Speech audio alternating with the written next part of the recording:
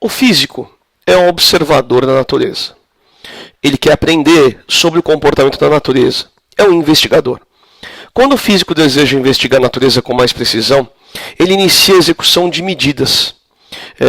Assim surge um conceito muito importante na física, que é o conceito de grandeza física. O que é uma grandeza física?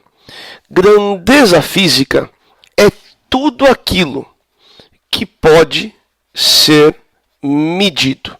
Agora, fique esperto, porque para medir, para ser grandeza física, tem que existir um instrumento de medida. Vamos para alguns exemplos, tá? O termômetro. O termômetro mede temperatura. Se temperatura tem um instrumento de medida, temperatura é uma grandeza física. Distância para medir, eu posso usar uma trena. Se tem instrumento de medida, distância é uma grandeza física. Cronômetro. O cronômetro mede o tempo. Tempo pode ser medido por meio de um cronômetro. Tem um instrumento de medida. Logo, é uma grandeza física também. O amor. O amor não é uma grandeza física. Por quê? Porque não existe um instrumento de medida para medir amor. Não existe um amorômetro. Então, muita gente fala que o amor pode ser sentido, a sua intensidade pode ser sentida, mas para ser grandeza física, a medida não pode ser feita com sentimentos. Tem que existir um instrumento de medida.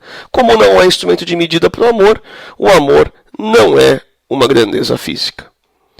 Bom, vamos retornar então. Existem dois tipos de grandeza física. A primeira grandeza física é chamada de grandeza física escalar. O segundo tipo de grandeza física é chamada de grandeza física vetorial. Agora você deve estar se perguntando qual é a diferença entre a grandeza física escalar, perfeito, e a grandeza física vetorial. Então, muita atenção agora, porque essa explicação é importante. Grandeza física escalar é aquela que fica totalmente caracterizada com a sua intensidade. O que é intensidade? Vou até aqui no cantinho para fazer um comentário para você. Intensidade é um número acompanhado de uma unidade de medida. Número acompanhado de unidade de medida é o que chamamos de intensidade. Por exemplo, vamos por exemplo aqui. Por exemplo, a massa de um corpo é 5 quilogramas. 5 é o número, quilograma é a unidade. Então, 5 quilogramas é a intensidade da massa desse determinado corpo. Perfeito? Maravilha. Exemplos de grandezas físicas escalares. Por exemplo, o bom e velho termômetro. A boa e velha temperatura, né? A temperatura de uma sala é 30 graus Celsius.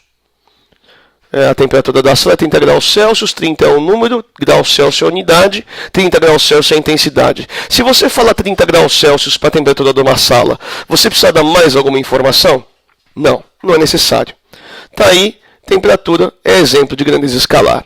Comprei 5 quilogramas de carne. Então a massa dessa carne é 5 quilogramas. Está caracterizada, plenamente caracterizada. Então, grandeza escalar é aquela que fica caracterizada apenas com a intensidade. Já grandeza vetorial é um pouquinho mais complexa. A grandeza vetorial, para ser caracterizada, você precisa falar a intensidade. E você também precisa falar dois conceitos.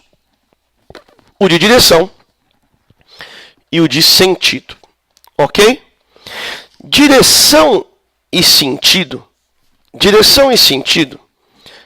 é o que nós chamamos de orientação espacial. Falando uma linguagem um pouco mais simples, mas não menos precisa, direção e sentido fala orientação espacial, fala para onde é aquela grandeza vetorial. Mas como é que a direção e o sentido informam a orientação espacial de uma grandeza vetorial? Ou seja, como é que a direção e o sentido eles informam para onde que a grandeza vetorial aponta? Bom, vamos fazer aqui um boxinho no canto da nossa lousinha eletrônica, tá? E dizer, direção é sempre de uma reta. Por exemplo, aqui a direção é horizontal. Direção é sempre de uma reta. Aqui a direção é vertical. Então, direção é sempre de uma reta. Horizontal, vertical e assim por diante. Sentido. A cada direção podemos associar dois sentidos. Por exemplo, aqui na direção horizontal temos dois sentidos. Posso ir para a direita ou para a esquerda. Na direção vertical tenho dois sentidos possíveis. Posso ir para cima, posso ir para baixo.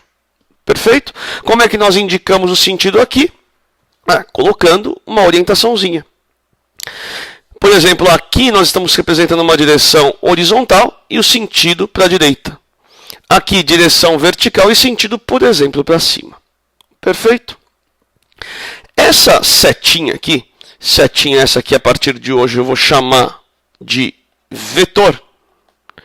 Com o vetor, nós podemos informar a orientação espacial. Podemos dizer para onde a grandeza vetorial aponta. Uma outra coisa curiosa sobre o vetor é que o vetor também informa a intensidade da grandeza vetorial. Por meio do tamanho desse vetor.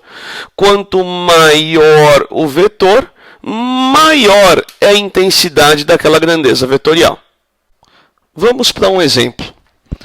Vamos supor que um carro sai aqui da cidade de Avaré, ok? E vá até a cidade de Indaiatuba. Como isso é um mapa rodoviário, podemos dizer que ele pode seguir, por exemplo, esse caminho. Vem daqui até aqui, segue por essa estrada, perfeito? Continua até aqui, depois vira e vem até Indaiatuba. Perfeito? A posição inicial dele é aqui em Avaré, a posição final aqui em Indaiatuba. Existe uma grandeza física vetorial chamada deslocamento vetorial. O deslocamento vetorial não fala como é que o corpo veio de Avaré até Indaiatuba, quer dizer, qual é o caminho que ele fez. O deslocamento vetorial só mostra da onde ele partiu e aonde ele chegou. Aqui está o vetor que representa o deslocamento vetorial. Está aí então representado o vetor. Note que a direção, nesse caso, é horizontal, o sentido é para a direita. Quer dizer que a orientação espacial é, de acordo com esse mapa, horizontal e para a direita. Para determinar a intensidade desse deslocamento vetorial, vamos utilizar essa régua. A escala da régua mostra que para cada unidade da régua, isso quer dizer que a distância referida é de 50 km, como mostra a escala aqui do mapa. Isso quer dizer que nós estamos aqui a gente tem uma distância de 50 km, mais 50, 100, 100 mais 50, 150 km, e aqui está bem na metade. 25 km é metade, então 175 km. Então, concluindo, o deslocamento vetorial apresenta a intensidade 175 km, direção horizontal, sentido para a direita.